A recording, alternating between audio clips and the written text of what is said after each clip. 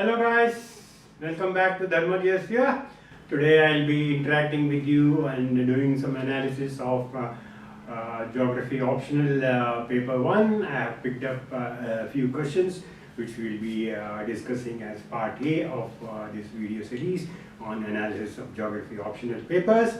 I'm glad many of you have done quite well, and I think though the paper was moderately difficult, maybe it was more lengthy. The number of questions were many, and some of you have missed out on one or two questions, but that's okay. The questions you have attended, I'm sure you have done very well, because many of them we have already discussed during our answer writing practice sessions, and many of them have actually been have come in the paper.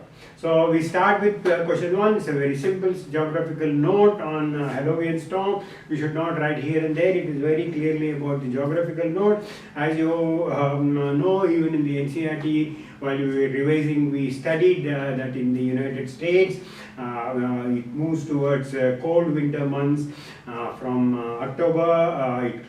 Then slowly cools down during the summer heat, but the ocean water has a high heat capacity, meaning that the land masses in the North America cool at a much rapid rate than the ocean water. So there's a kind of a difference in the temperature. So the heat retained in the Atlantic will creates massive storms in the still warm waters. And so because air masses retain the characteristics of their source, the continental air mass moves from the colder land will often meet the maritime air masses from the warmer ocean, creating large storms. These are known as nor'easters. Nor'easter. So one of the kinds of nor'easter is the Erosion storm. And its characteristics are, you could write, it has a cold front from the east coast of the United States, creates a low pressure which meets a high pressure ridge from Canada in the Atlantic, and the encounter of the two fronts produces swirling mass of wind as the air moves between areas of high and low pressure, and that is how a storm is created. So mapping important for analyzing geohydrological features. Yes, you can give relevant examples that it is very important because they give the maps give you an understanding of cross-checking between geomorphological and hydrological features, and through a GIS-based environment they provide simple and efficient tool to explore the groundwater resources, and they also help in hydrological site investigations. The other example could be identification of potential contamination area. Recently you have seen there are many articles regarding the contamination of groundwater by arsenic, zinc and other radioactive metals. So this kind of mapping will help you detect those areas. You can also see where are the recharge areas, and then also you can find out the wellhead protection areas. So there are many examples you can cite for the importance of mapping the groundwater areas. Then marine resources are economically very significant. Yes, of course they are. You should give suitable examples. So you have marine fisheries, the entire coast of India. You have those marine fisheries, and you also know those fishing grounds. Then the marine living organisms are again important because their sources provide food and livelihoods to millions of people. Then mining, you have diamond, gold, silver, metal ores, manganese nodules. You have the mining of manganese nodules in the near the Bombay High. Then shipping can actually stall many of the uses of and application of these utilization of marine resources because of large waves or loud noises. They frequently strike and kill animals like dolphins, etc. Then tourism is another economic spin-off of the marine environment. And then the climate buffer, because ocean is an integral component of the world's climate due to its capacity to collect, drive and mix water. Then factors influencing growth of wild plants in India. It discusses its economic significance. It has the factors could be internal and external. They cause plants to become vulnerable to extinction. So the external factors include natural and human factors. The natural factors are the ecological environment, including climate, the topography, soil, and other biological factors. For example, many rare and endangered plants are only distributed in narrow area with a special microclimate, and some of them occur only in temporary habitats, fragmented habitats, or ecological islands. Then human factors refer to the anthropogenic reasons, and human disturbances, roads, land use types, etc. Then most of them are actually harmful factors impacting rare and endangered wild plants. So the wild plants play a very significant part in a range of agriculture system as a source of wild foods and fuel. This is one example, and they have an important socio-economic role because of extensive use in medicine. You see in Assam, many of these wild plants have been used for medicines, dyes, poisons, shelter, fibers, and religious and cultural ceremonies. And then Holangpur Gibbon Wildlife Sanctuary is another very semi-evergreen forest where you find a lot of wild plants which have been used for medicinal and economic protection. Just 2-3 examples: Assam, Gibbon, that should suffice. Then discuss the problems associated with living environment in million cities in India. And this is a very similar question you got it in the general studies main, also in the geography section. So but you will have to here give much more examples trying to talk about the adversely affected green cover in urban India, particularly Chennai and Mumbai, which are much less than the UN recommended standard of 9m square. So they are being environmentally degraded. So these are the problems: population growth, urbanization, and how these can be managed. So the number of measures can be have already been initiated at the national level. That is of maintaining natural heritage, checking soil erosion and denudation, but still there is an imbalance which is observed between built and natural cover in the cities. While the National Forest Policy stresses on greening of arid and industrial tracts, adequate greening of private land has not been emphasized. So particularly since there are a lot of private lands in Chennai and in Mumbai, they continue to be under the influence of degradation. Since India exhibits a mix of climate characteristics ranging from hot, dry to very cold and cloudy, the greening strategy should be reflective of the local climatic conditions, and it's not that one solution fits all. It should be customized to the local conditions by involving the local people, and then the greening efforts also need to be complemented with minimizing private vehicles and to ensure less air pollution, etc. So we can give a lot of innovative suggestions to maintain.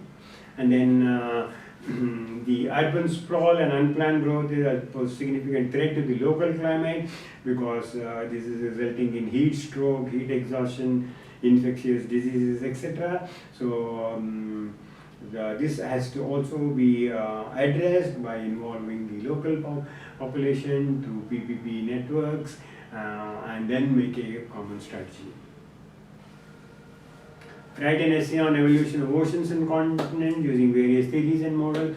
This is a simple question. Apparently, the whole title of this question is from the NCERT class 11, Fundamentals of Physical Geography. So you write about continental drift, you write about seafloor spreading, you write about the convection cell theory, and then finally a unifying theory of the plate tectonics. But you should draw all the three diagrams: continental drift, something like this, and then the seafloor spreading, and then the plate tectonics. So if you have to get good marks. Then discuss the concept of coral bleaching, its recovery, and macroalgal regime shifts. This macroalgal regime shifts has been in the news. There have been several articles, Down to Earth and Hindu and all that. So what happens is, though coral bleaching occurs, coral can survive a bleaching event, but they are under tremendous stress and subject to mortality if not attended to. So one of the ways of trying to make them survive is to the replacement of hard corals by microalgal regime shift. So if you shift these corals from there, that can reduce ecological, social and economic value of affected reefs, but then in the end it will survive. So these microalgal regime shifts have been particularly prevalent in the Indian Ocean. There have been articles about the Indian Ocean microalgal regime shift, and of course also in the Caribbean and the Pacific Oceans. So you can easily recover once you shift after the bleaching has happened through this microalgal regime shift. Then this is a straightforward question again from the NCERT. You can easily do. We know how the North Atlantic Ocean brings in salubrious, nice climate to the Western Europe. Because it carries the North Atlantic current carries warm water from the Gulf of Mexico to the northwestern Europe. It warms winds to bring mild weather to Europe. These winds blowing from west pick up moisture and create a wet climate throughout the Western Europe. But you have to draw this diagram showing this North Atlantic current. Not only that, but we should also mention all the currents within the same diagram: the North Equatorial current, South Equatorial current, the Equatorial counter current, Gulf Stream, which is the warm current, and the Florida current, Canaries current, Labrador current, Brazilian current, Falkland current, and South Atlantic current, and Benguela. Benguela, South Atlantic, and Falkland, and Canaries and Labrador are all cold current. So the mix of cold currents and warm currents is also one of the best places for fishing. So explain how factors influence the origin and development of Indian monsoon system. Here you have to be a little careful. Though 4 pages of the evolution, the development of Indian monsoon has been given in the NCERT book, what you should now bring in is the recent concept. We have done all these in our general studies preparation for geography. That is, you have to bring in the recent concepts of monsoon are based on the generalization that monsoon is a result of interaction of regional and planetary factors, both at surface and the upper troposphere. Then you write the various factors that influence the origin and development of Indian monsoon are the 3 types of jet streams: subtropical jet, African easterly jet, tropical easterly jet, and then the Tibetan plateau with heavy snow and light snow, how that influences the Indian monsoon, and then of course the ENSO, that is El Nino and Southern Oscillation. We did this extensively. I also showed you videos. And then Walker circulation, this also we did, and then the Indian dipole. So these 5 are the most important factors that influence the origin and development of Indian monsoon.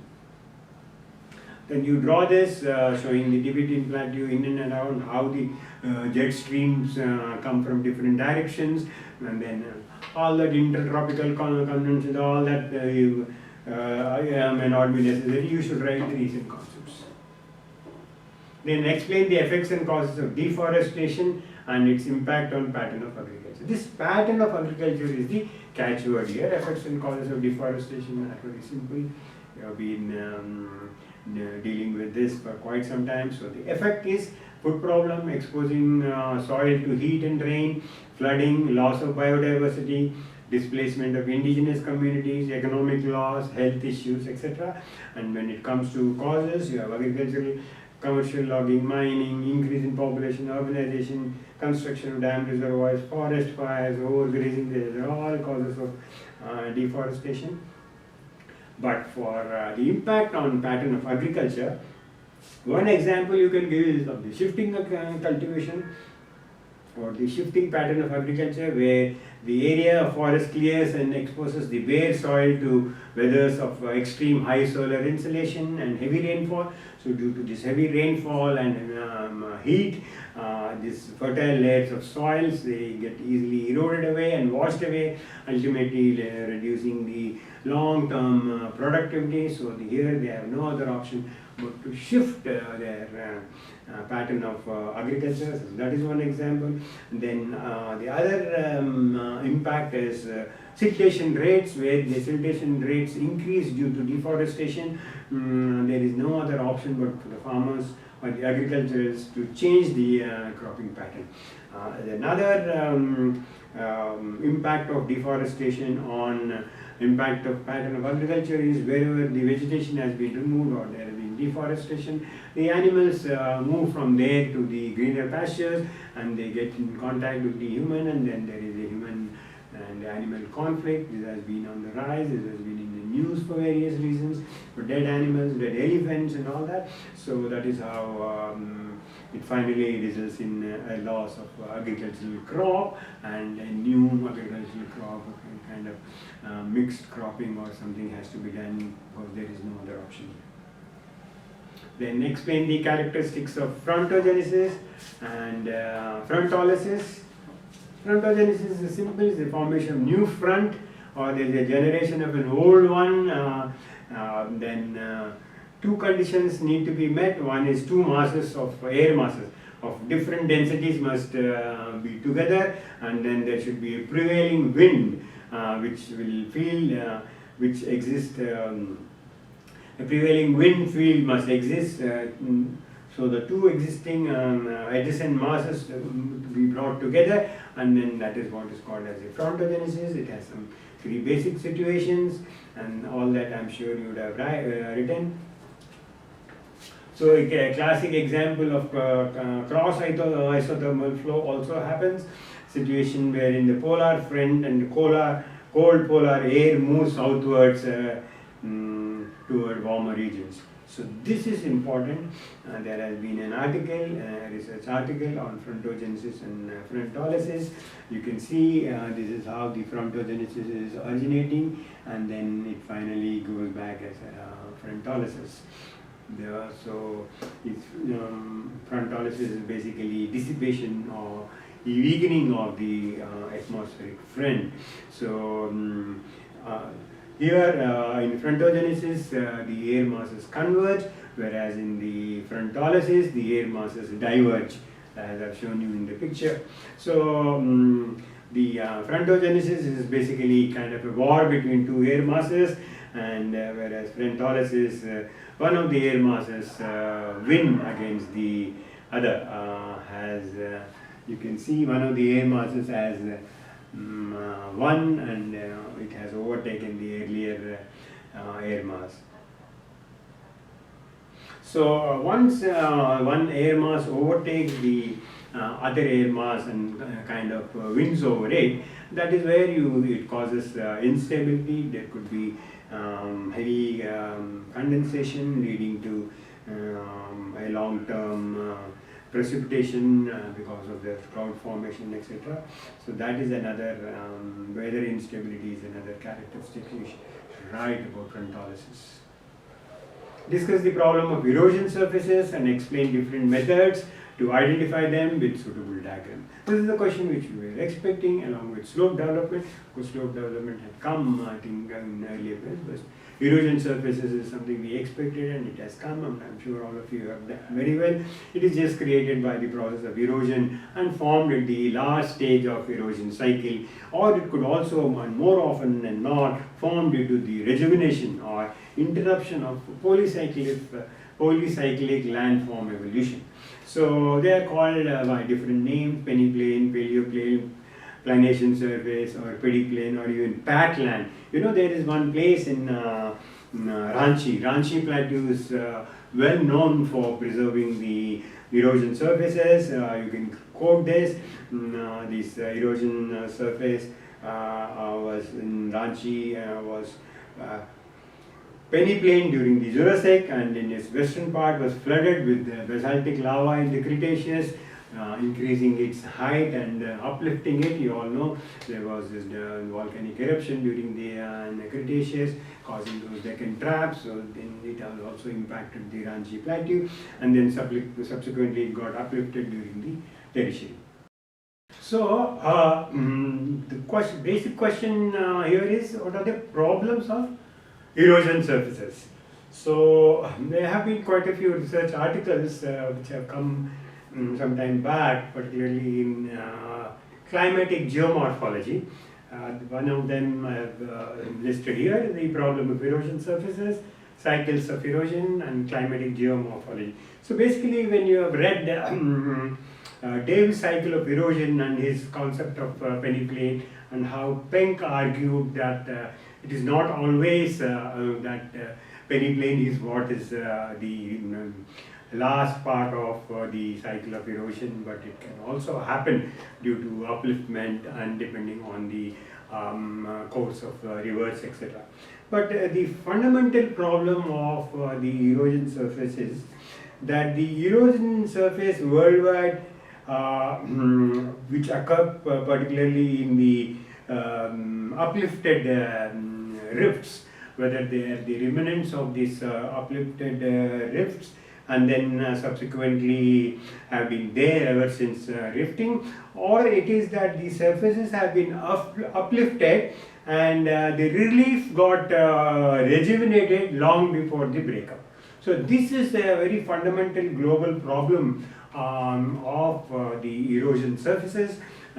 Before rifting and after rifting, how do you identify an erosional surface? I have listed the other problems, glaciation and interglaciation period. During interglaciation, the rivers burst due to the melting of the glaciers, and then they could actually dissect many of these landforms and places and the river terraces, so that these can the erosion surfaces can go missing. Similarly, the differences in the hardness of the rocks also can make it difficult to identify. There are many. So you can probably divide the problems of erosion surfaces into three: those which are late tertiary or pre-quaternary. These are very younger surface. Formed on resistant surfaces, forming extensive plateau, but false kind of heights that they are called as the accordant heights. So this is another issue related to the erosion surfaces. In the Mesozoic, they were totally dissected, most of the landforms, making it even more difficult to identify the erosion surface. But before Mesozoic, they were variously denuded and almost impossible to identify those river terraces or planar surfaces, or what we call as the erosion surfaces. Yes, there are different methods to identify.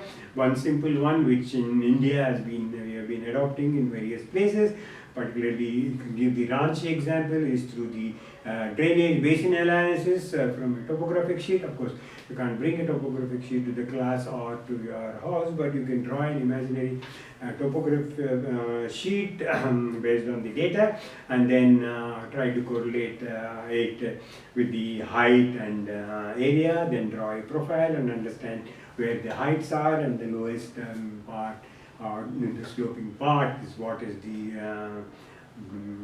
erosion surface. You can also do through the age correlation method. If you know age of a particular area, you can take the part which is close to it and then see, compare it with the lithologies and see if there has been any unconformity, or there has been something, any underlying rock which has been planar or a river terrace, and then identify the erosion surface. You can also do it through the superimposed profiles, through again drainage basin mapping, and then also through geological unconformities.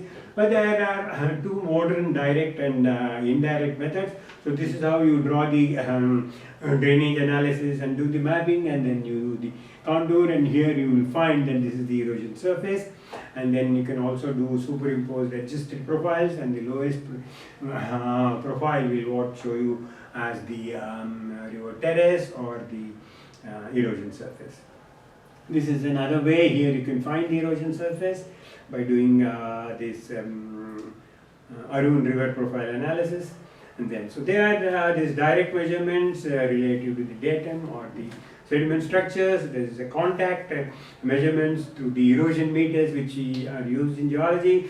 There is a non-contact and indirect measurement methods too, through laser scanning and then repeat photography and digital photogrammetry. You can actually do this, come back to your lab and make the adjustments and see where actually you can find this erosion surface.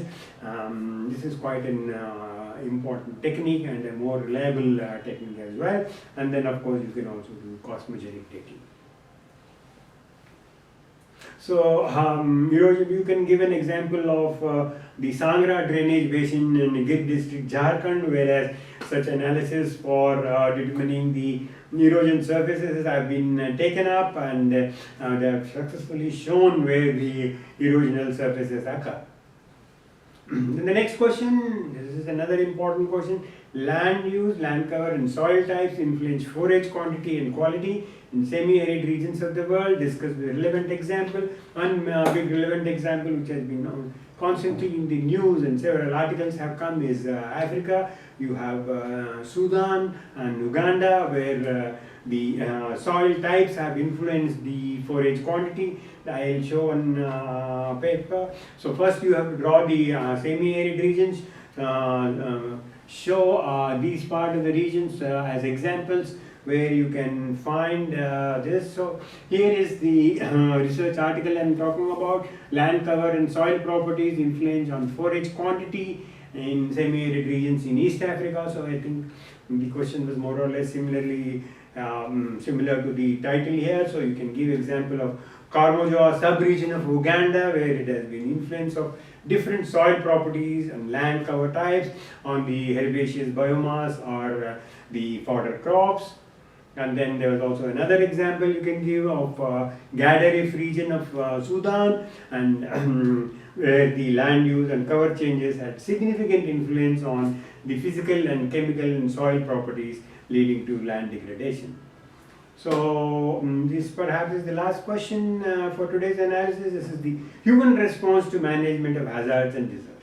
Actually, if you see human response, what you should first do is draw this, bring in where the response comes in the cycle of disaster management, and then below that you draw this, the vulnerability, root causes, social causes, unsafe condition, and how human activity or human response comes. Human response has been quite varied to the hazards and disasters. First is the panic, the other is shock for no reason, because the initial devastation of disaster leaves people too fragile and shocked. Then the assistance, they always think, in spite of whatever material may be available, they always think that there is no material, so there is some kind of a chaos. And then these resources, people outside the rescue, relief and recovery agencies always miscalculate the amount because again of the public reaction and the available resources for basic needs. And then there is crime, because there is no law and order or maintenance of peace and safety in and around this place. They think that it is taken for granted, so they start the looting. Then the morale, people tend to believe that surveyors are extremely negative. Then there is also disease. People believe that all the disaster places are disease epidemic, but that is not so. So this is what I thought I'll discuss with you all. The paper was a true geography paper, and I'm glad that very interesting questions have come, and all of you have worked very hard. I'm sure you have done very well. Congratulations, and I'll catch up with you on the subsequent questions which have come in paper 1. So guys, that's all for today. Bye, and we'll catch up soon.